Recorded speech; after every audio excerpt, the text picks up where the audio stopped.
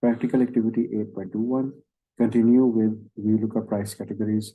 Name the range containing the lookup table on the ticket categories worksheet. Do not include titles in the range. Change the VLOOKUP function in cell A2 to include the name range instead of the range.